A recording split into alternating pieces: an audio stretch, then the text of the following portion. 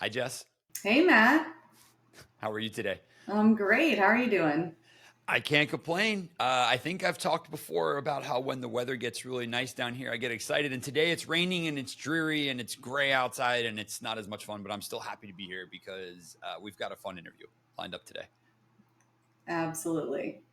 I'm looking forward to it. And in my usual manner, instead of referring to the interviewee or the person in the third person, we'll go ahead and bring them up on stage to join us here for our conversation. Brent, you with us? I am. I am indeed. Thanks for having me, man. There he is. Hey, Brent, thank you so much for joining us. It's great to have you here. We're excited, first off, to not only get to know you, but to kind of understand like where you're at in your organization, what your tech stack looks like, and the types of technologies that you find yourself embracing challenges, and what that journey was like for you to get there.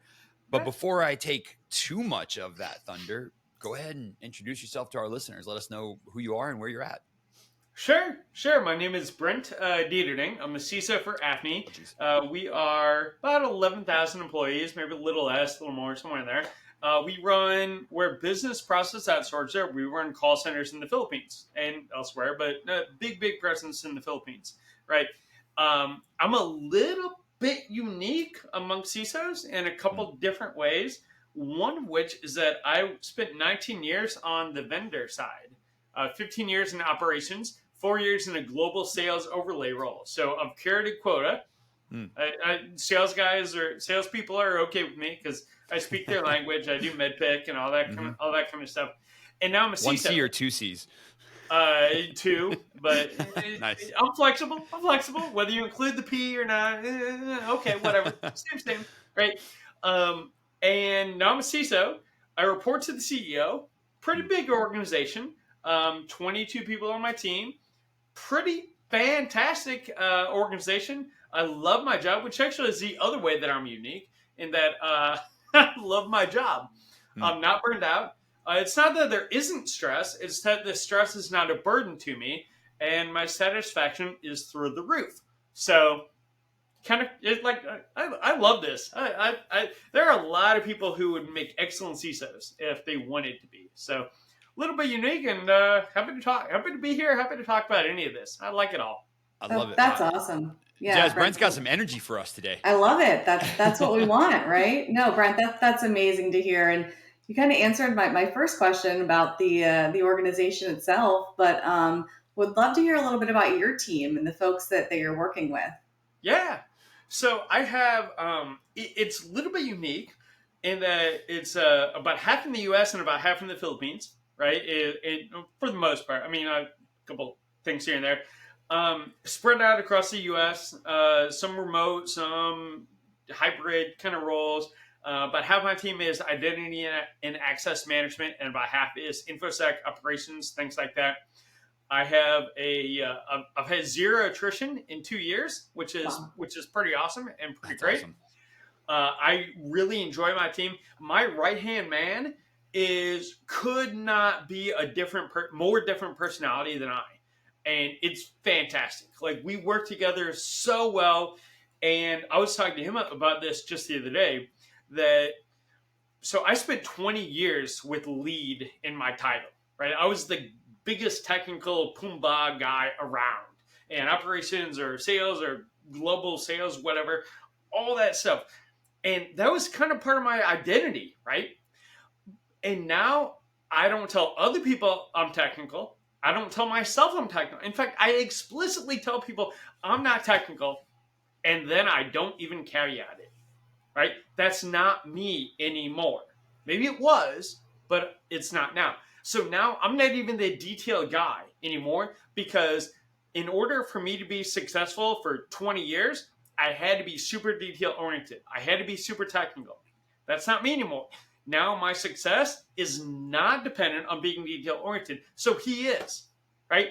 Other people on the team are. That's great. That's fine. That's awesome. I'm not. And that's a flip for a lot of CISOs. And again, not every, some CISOs need to be technical, want to be okay, fine, whatever. But that's not me. But that's a switch because you go from not even telling other people how technical you are to even telling yourself, I'm not technical. And here's how you can tell. If you go to a room full of CISOs and you say, how many of us are recovering engineers?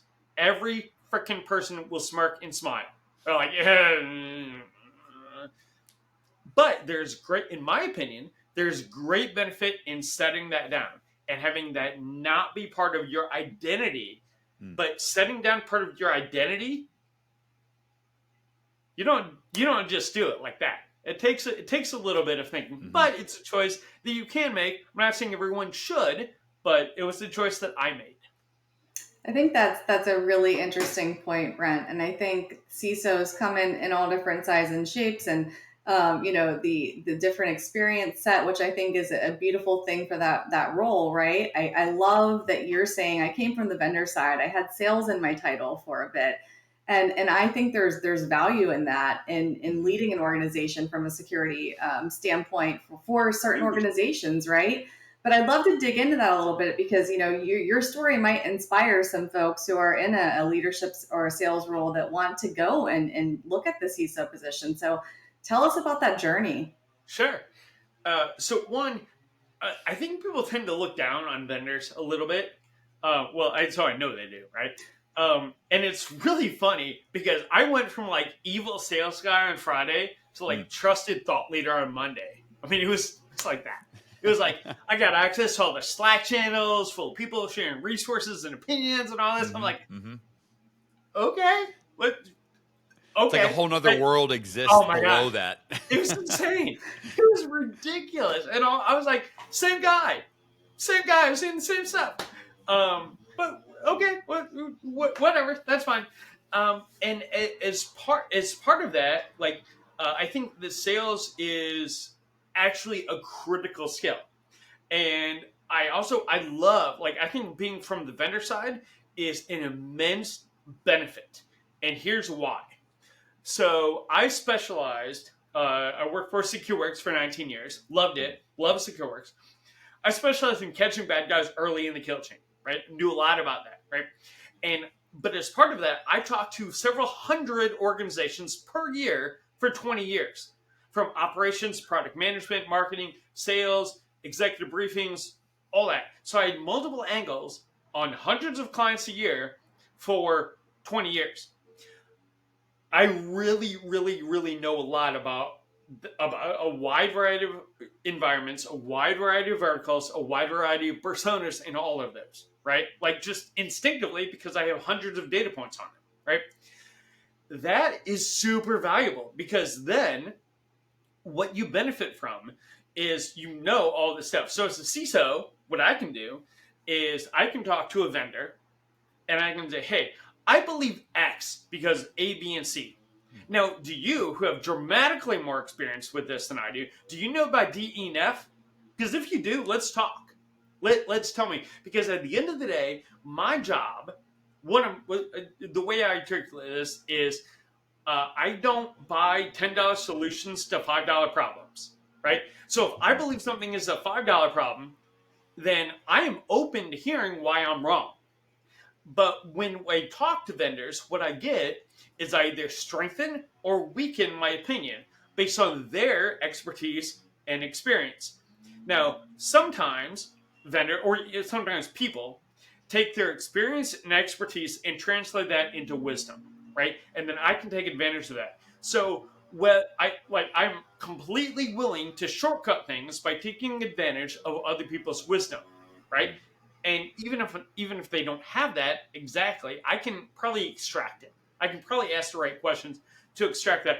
And then all of a sudden, I have 20 years background in catching bad guys, but all of a sudden, I have a pretty valid opinion on Pam or whatever else, right? So I like that, and I like that vendor side because of the breadth of experience. And I think that if I could teach the world to sing in perfect harmony, I would also teach them to benefit from other people's experience, expertise, and wisdom in the form of looking at people with this broad level of experience. So I love it when people do that. I love it when companies do that. I do it. I did have to search around for a lot of reasons. I knew what kind of person I am. I know what kind of CISO I am. I know what my inclinations are. and I needed to go somewhere that I had the ability to succeed.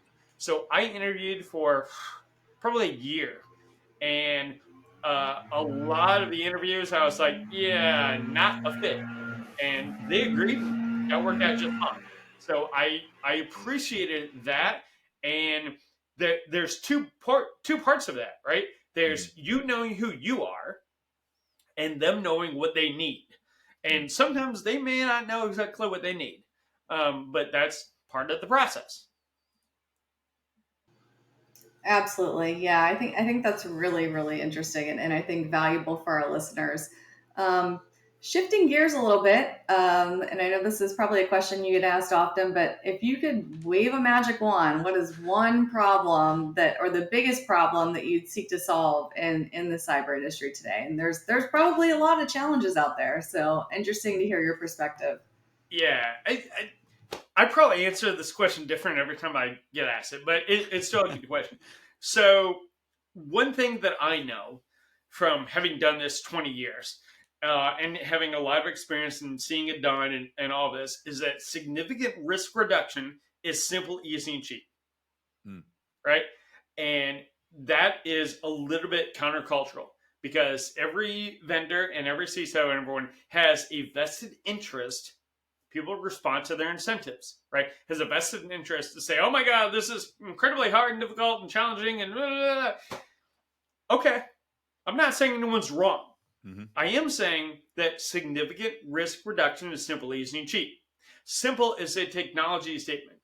Easy is a people process statement, and cheap is cheap, right? So, for example, let me illustrate this with a very practical example. The typical way to be a new CISO is to go in and pay $100,000 and take 6 months of time to do an assessment. Have someone come in and do an assessment to get a lay of the land, see and adhere to this framework and do whatever. Okay, I'm not saying any of that's bad or wrong. My approach is to go in and spend 3 months and $50,000 getting every single person to have a YubiKey. Which organization do you want your data with? Mm. I know my answer, Mm-hmm. right? And that's exactly what it is. So internalizing in your soul that significant risk reduction is simple, easy, and cheap. And when I say that about like the YubiKey example, the default response is to say why it can't happen in that environment. And I'm not telling anyone that they're wrong because I don't know. It's legit not terribly feasible in some environments. Okay. Mm-hmm. But I also know that if you ask 100 people, are you an above average or a below average driver? 90 something of them will say that they're an above average driver, which by definition means that 40 something of them are wrong, Mm-hmm. right? If you ask 100 CISOs, can you get to 100% coverage on YubiKeys in your environment? 90 some of them will say, no, not in my environment.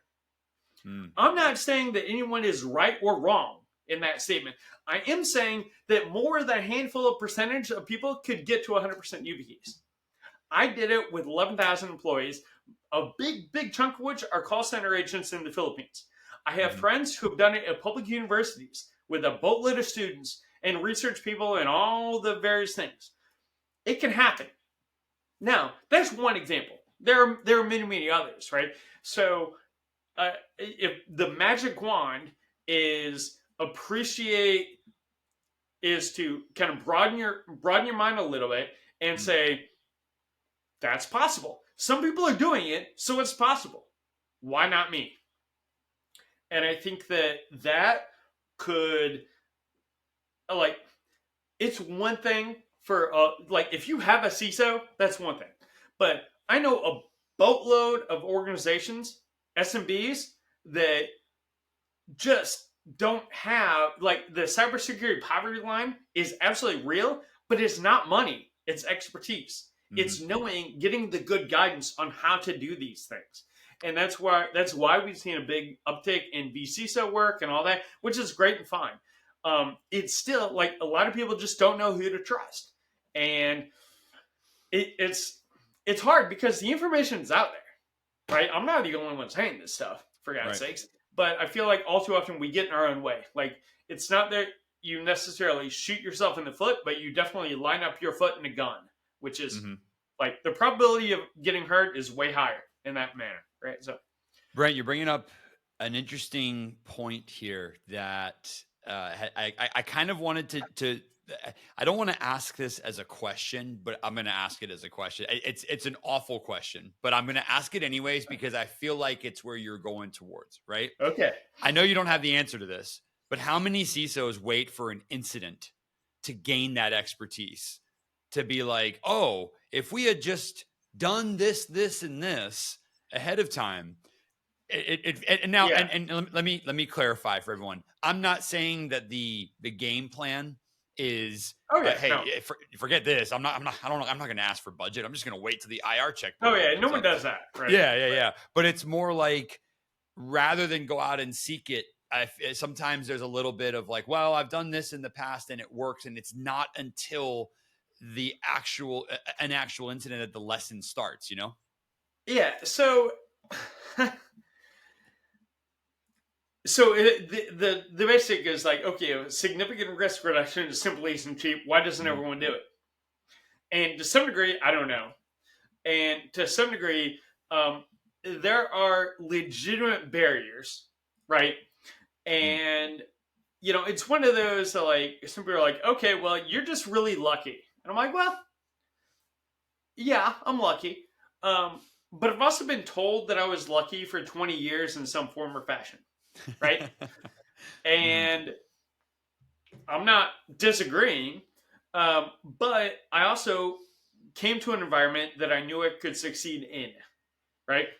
And I also know how valuable the ability to sell things is. Mm. And I have an appreciation for empathy and what does the owner of my company care about? And and what can I care about? And I have a real delineation between things I control, things I don't control, Mhm. right? I control our protection. I don't control the bad guy. Mhm. I can't even know a lot of the bad. I just assume whatever. I don't care. All right, Mhm. doesn't matter to me. What matters to me is my protection and what I can do, and my ability to. So I never say. I will never ever ever say they don't care about security. Bullshit. Yes, they do. Mhm. Right. And what they now you might articulate that differently. You might say, okay, I can mitigate likely material risk by doing this thing that is simple, easy, and cheap. Mhm. Okay, so I will never say, "Oh, well, they didn't approve my budget," or "They didn't say yes." I will say, "I failed to make a compelling case. Mhm.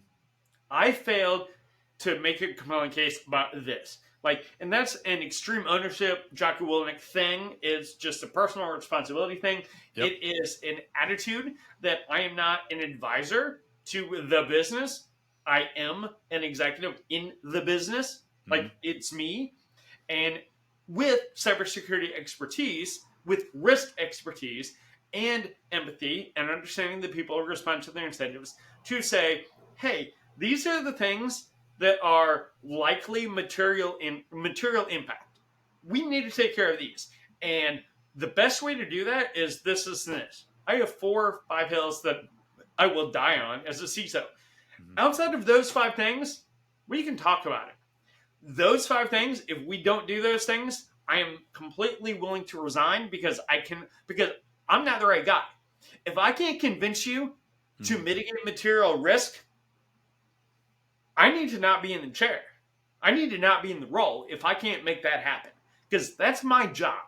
That's success factor for me is mitigating material risk aside from nation states and make it really, really hard for nation states.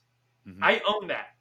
Now, if we want to talk about, over permissioned on who can print to what, whatever. It's who Mhm. cares, Mhm. right? Um, I don't care about that, right? But so I take it's a little bit countercultural, right? Because it takes it's very much not a victimhood mentality. It's very much not a saying, "Oh, woe is me as a CISO. I Mhm. can't. I have responsibility but no authority. I have Mhm. the mandate but no budget. I have all Right. this." I get the budget I get, now the budget I need, all this kind of stuff. It takes all that away and says, no, it's on me, bro. Like, if I can do it, all right. If I can't do it, that's on me. Yeah. And I got to get better at that. Now, that said, toxic environments exist. Shitty organizational structures exist. Other weird incentives exist, right? If your company has no revenue, they're not going to give you more money to spend on security stuff, right? All these things exist. So I'm not pointing any fingers at anyone and saying anyone's wrong, but I am saying that generally speaking in life, taking an extreme level of personal responsibility and ownership really, really works well. And that's my opinion. Other people may feel differently, but that's my opinion. And that's how I approach life. So I like it, Brent. I really like the owning of the spot and knowing the position that you've got, because I gotta say, and a similar vein as you, I'm not throwing shade at any particular person. And if you're out there and you feel like, wow, Matt's targeting me, I promise you it's not personal at all. But that excuse-based role management of, well, I was hired to do a thing and they won't let me do a thing, so therefore I can't be successful. And, oh, that's why it happened. Is it doesn't work for any position, but I would argue the higher up you go, and the moment that C becomes the first letter in your title, it definitely doesn't fly after that. So, and not only that, but let's say that you are in some level of crappy environment, right? My boss is a poor leader. There's not enough budget to go around. Like, whatever the issue is, right? You can take that a couple different ways, right? You can take that as like, okay, that's external factor I don't control, makes my life terrible and horrible, and I'm just gonna give up. Okay. Or I'm gonna feel stress and anxiety about it. Like, the likelihood some jackass in China is gonna ruin my year is 0. Doesn't mean I'm not gonna be attacked. Doesn't mean we might not have incidents. But the stress I experience over something I don't control is not going to happen. But that has been a purposeful thing that I've developed over 20 years. Right? And if you want to develop that, then you work in a services-based industry, and you learn that real quick. Right? You learn that either I'm going to be miserable because I internalize this and take it personally, or I'm going to ignore that and I'm going to do my best to fix the problem. And if I can, great. And if I can't, okay, fine. Right? So that attitude is very, very valuable. Right? I look at those kind of things because I gained this in hindsight. I had an experience a long time ago before secure work that was toxic in a whole lot of ways, right? And it was terrible at the time.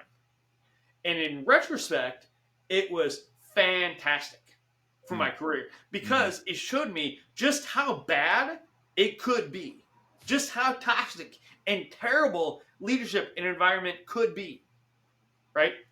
And I, frankly, I did pretty freaking good in that environment because I found mentors. I was like, I don't know what I'm doing. I find mentors. They guided me. They did all this. And I got really, really good. So then anything I've experienced throughout the rest of my career thus far has been nothing. It's been like, another thing, right? So if you take that and say like, you know what? I really don't like this person and they impact my world. I'm going to make it my goal to win them over. I'm going to make it my absolute goal to make them think that I am the best thing ever, right? How do I need to go about doing that? And that boils down to sales. People are responsive to their incentives. Empathy. What is their perspective? What do they care about? What makes them tick? Oh, I said that, and their body language very, very clearly said they don't like what I just said. Why is that? Borrow credibility. Talk to other people. All of these things, right, that you learn as part of emotional intelligence, right? Read a book on emotional intelligence. It's a great thing, right? Yeah. Do that, and then you have a victory that you can go, and the next thing you do, one, it improves your life right then, But the next thing you do, you can go and say, oh, yeah, I overcame that. I've dealt with this kind of person before. And it, in a very non-negative way, I deal with that now. I've dealt with technical people for 20 years. I've not talked to an immense number of CFOs and accountants and lawyers and compliance people and all this, but I am now. And it's a little bit different, but it's great. Like, I talked to the CIO, he and I are friends, and man, we hit it off in like instantly. Client services, I've done that job. No problem. No problem. Talk to InfoSec, my identity people, my team, my InfoSec team, my clients, all that. Easy. Hey, go talk to our chief of legal about this. And it's like, oh, okay. And I say something and it doesn't resonate. And I'm like, that's resonated for 5 years. Why didn't that resonate? Well, let's figure it out. But they're doing the same thing. Like, my chief of legal hasn't talked to a CISO before either. So, okay, so we learn one another, we benefit one another, and then that's another feather in my cap, right? Oh, I know how to talk to lawyers pretty freaking good. Okay, cool. Awesome. So I always look at these things as opportunities, not challenges, which is an incredibly trite thing to say, but damn if it's not valuable when you actually really do it. I'm going to summarize all of this before I ask you to change gears really quick, but I'm going to summarize this because I'm taking this as an enormous lesson away from this right here. But this is goldmine career advice for anyone who's maybe in one of those toxic environments. Brent, I summarize your advice as every single person you meet is either going to teach you how to be or how not to be. Yeah, and totally. You can pick which one of those you take away from them. But that's a fantastic way of looking at it. And I think anyone who's maybe listening to Brent is picking one point of his journey that you might be in right now. There's some solid advice on how to work through that. I mean, if an experience is going to suck, at least make it valuable. Yeah, that's right. You can always learn from something, right? Exactly. That's awesome. I want to switch gears, Brent. I want to go maybe more into the technology side. And I know that seemed like a crazy left-hand turn away from off that road, a crazy fork in the road. However, I want to understand a little bit more because you've talked about kind of that journey and dealing with people. Let's translate that into implementing technology in your environment and assessing technologies. And I want to build that bridge and understand when you're going through and assessing, cybersecurity technologies, things that you're going to invest in. I think you mentioned earlier, I'm not going to buy a $10 product to solve a $5 problem. So I'm sure there's probably that assessment there. But when you go to implement cybersecurity technologies, first and foremost, do you trust the trusted legacy folks who have been around since your first day in the career, or are you, curious to see what's on the forefront there? So, yes, I'm curious to see what's on the forefront. I am completely willing to go with a small vendor. It depends what it's for. Okay, like, guess what? We use Microsoft for email and stuff. Guess who's now going with a small startup for email? Yeah, it's a little too business critical, right? Right, yeah. But I'm completely willing to for some things, right? 100% willing to. Here's my ultimate criteria. My number one question that I ask vendors, and I ask myself this too. For anything that I'm going to do, spend money on, spend time on, do in any way, right? I've got to ask the question, how does not doing this or not having this cost my company a boatload of money? Right? How does it really strongly negative impact? And there are some things that I can tell that story like that. And there are some things I go, do I care? How much do I care? And that's the $10 solution, $5 problem thing, right? And that doesn't mean that it's not a $50 problem for someone else, right? But so my company, we are very availability driven. If the call centers go down for an hour, we lose revenue. If the rest of the company goes down for a week, less certain. I'm not saying either of those is a good scenario by any means. Right. But we are got clear priorities. So we're manufacturers. Now, if I'm Boeing and I have the plans for the F-35, well, hey, I have a little bit different concern. I don't care if the internet goes down. I care about intellectual property. right? Mm-hmm. And if I'm a bank, then I care about confidentiality a lot and integrity and all this stuff, right? So different environments require different things, and that determines whether any given solution is a big deal to me or not a big deal to me, or that's like an initial criteria, right? So yes, I'm completely willing to look at a small player. That's not a problem. The bigger thing that I have personally, and the reason I'm hardly ever a buyer of anything, is because I know my environment really well. Mm-hmm. We have a very few number of tools that we have utilized fully. Some are really small players, some are really big players, right? There's a mix there. And because significant risk reduction simply isn't cheap, I sidestep an awful lot of problems, Mm-hmm. right? I sidestep and just be like, that's cool. I don't need it. Right. Now, what I do though, because I talk to a boatload of vendors and I'm aware of a whole lot of things, is I recommend a lot of people, even if I'm not doing business with them. In fact, I recommended 3 last week, right? So multiple, like, I do so much recommendation that I really should do deal reg.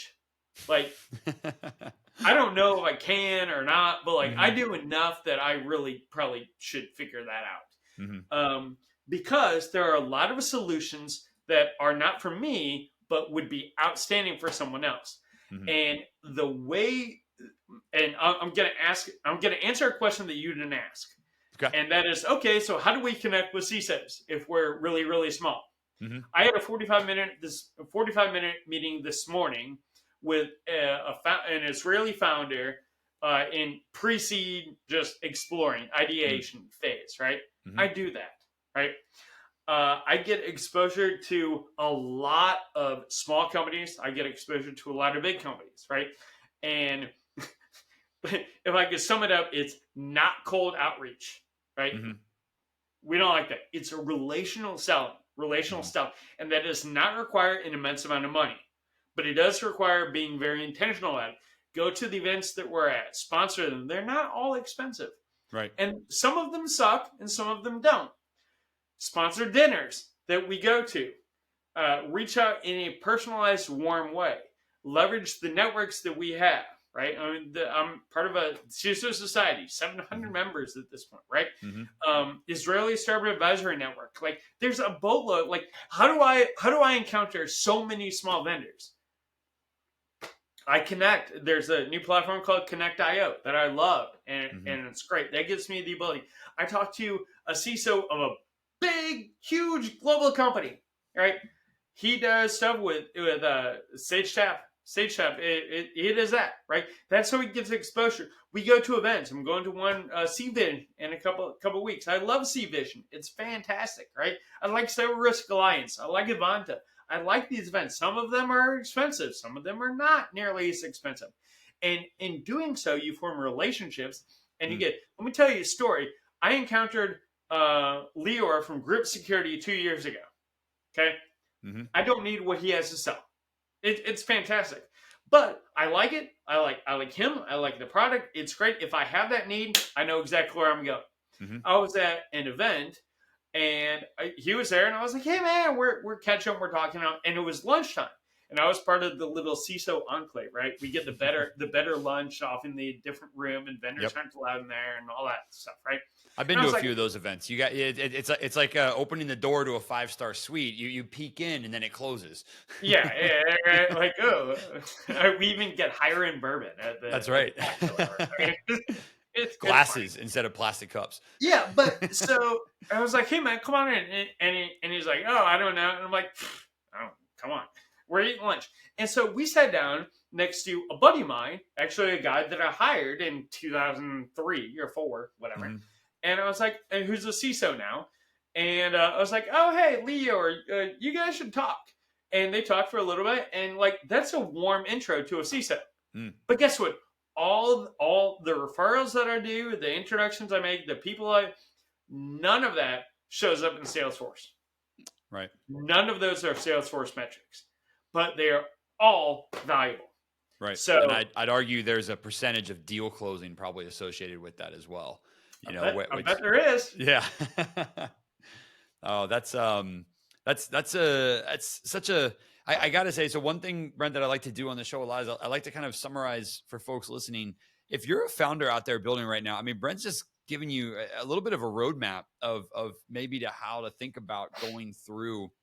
And obviously this might apply to, CROs, director of sales, and things like that. A way to go through a sales motion if you've got a Yep. brand new thing out there, and that's awesome advice, Brent. I think really a lot to ponder and a lot to think on.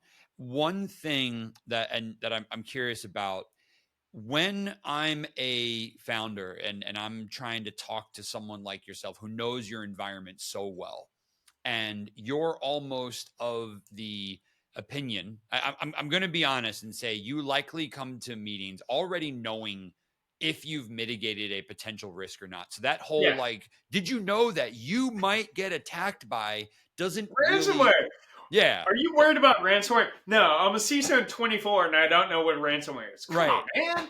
right. And I maybe what I want to ask out of this here is, what is a way to go through, right? Your environment well, you know it better than anybody else who's out there, for sure. So for Mhm. anyone who comes in and is like, oh, we know the threat landscape really well, and you're like, yeah, but you're not selling to the threat landscape, you're selling Yeah. to Brent's environment. Yeah.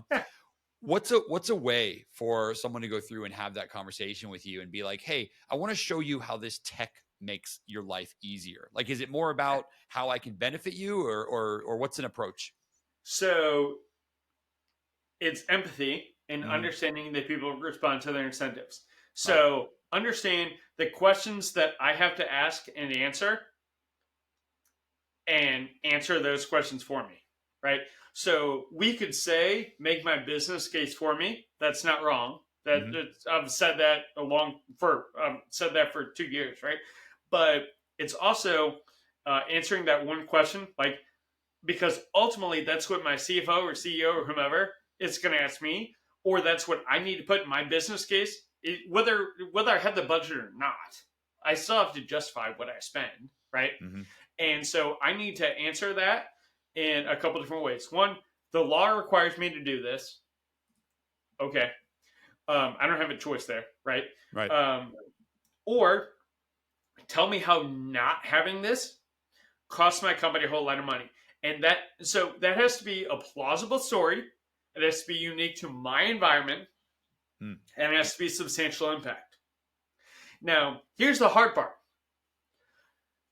There are plenty of companies out there who cannot answer that question. Or they can only answer that question for like 5% of the market, but they're funded like they're going to address 80% of the market. Mm. I don't have an answer for them. Mhm. Like, That's sorry. fair. Um, I don't. Their Um, equation's not balanced.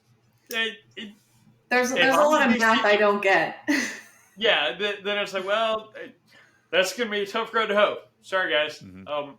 I didn't start your company, so I don't know. That said, it's all about understanding what matters to that CISO, right? So for me, I want to know my friend Steve Zalewski, former CISO for Levi Strauss, fantastic advisor.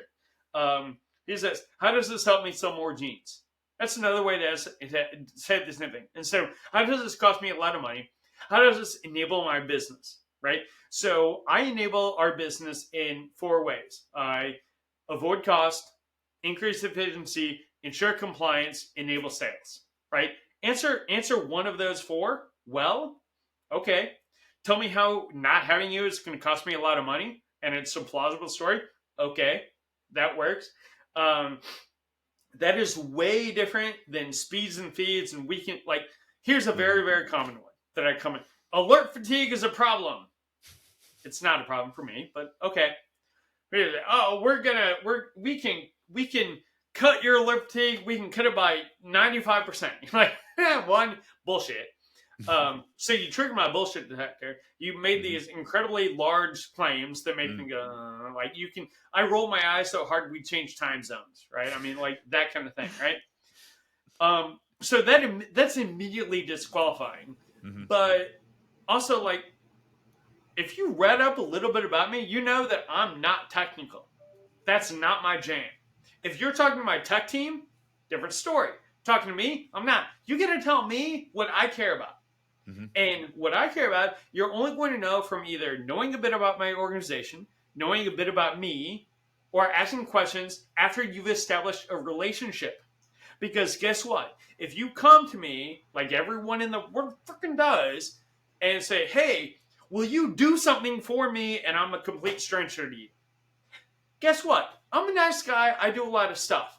But I have that 30 times a day asking me to do something for a complete freaking stranger. Consume my time, give an opinion, think about something, do whatever.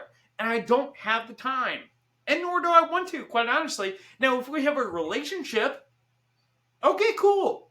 Because being a decent human being is reciprocating the energy that someone else puts into you. So, for example, if you come to me and you're like, hey, I read a little bit about you, I read a little bit about your company. I understand that you guys are probably very, very focused on availability. Cool. Mm-hmm. I read your general approach, and I think that we might be able to be a fit and might be able to help you enable your business by ensuring compliance in a cheaper, more efficient way. Mm. Does it make sense to talk? Yeah. All right, we'll talk. That's fine. May or may not be a fit. I don't know. Mm-hmm. But we'll talk. Like that, no one does that. No one does that. Mm. And here's the deal. If you're targeting companies that don't have a CISO, they don't have a clue about security, they don't know anything, cold outreach might work. I don't know. I have no idea. It doesn't work on CISOs. Because, yeah, I understand you get a 1 to 3% hit rate. You know what else you're doing? You're getting a 97 or 99% annoy the crap out of your target audience rate. Right? That That's math I annoying. understand. Right? So don't do that. Right. But do personalized outreach. And, I'll pimp out another. I'll mention someone else. Personalized outreach, especially for larger companies, fantastic is Delve Risk. It's my friend Anthony Johnson for highly personalized organizational profiles as well as CISO profiles based on open source intelligence gathering. Like, if you want to know what CISOs are Green Bay Packers fans like me and really like bourbon like me, you will know that, right? From his stuff, right? You'll know what my archetype is. You'll know how I feel. You know what is valuable to a company. You'll probably know my tech stack, maybe based on open source intelligence and what people mentioned and all that. And if you know all that, if you know my likely budget, you know what's important to me, you know what's important to my organization, you know my tech stack, do you have a whole lot of information with which to make a personalized outreach?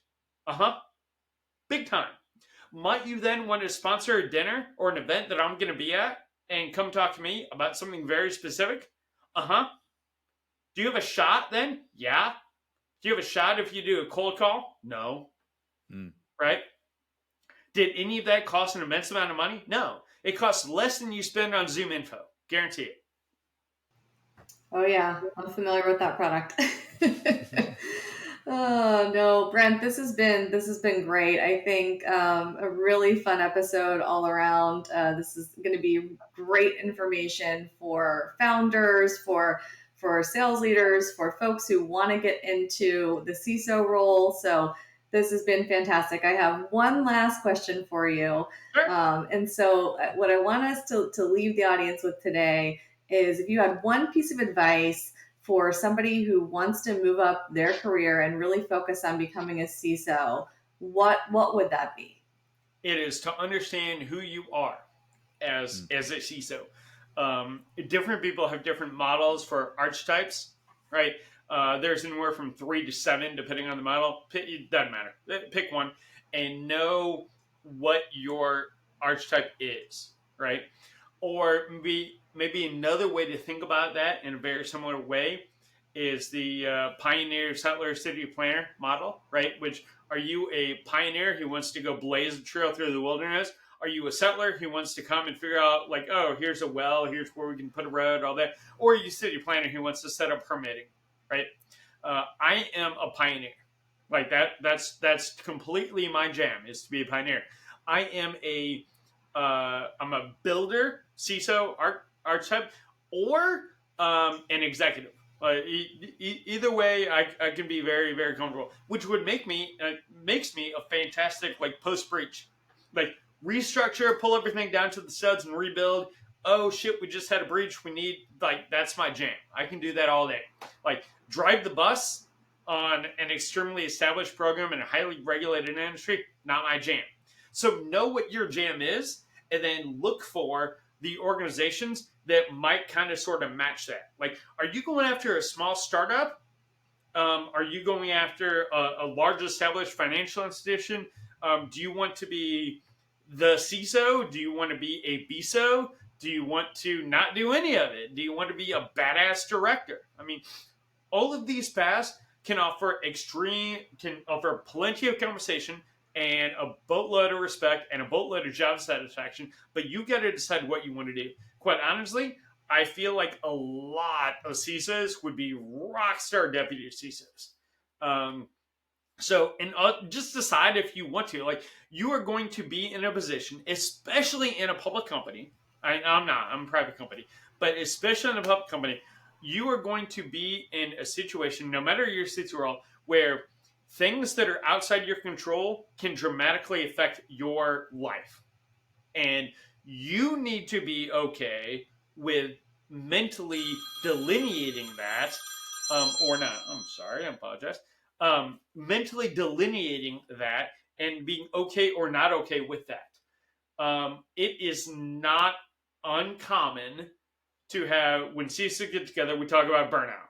Okay, it is not uncommon to talk to someone who's on, multiple antidepressants and can't sleep and is torn up or has health issues and had a heart attack or whatever else.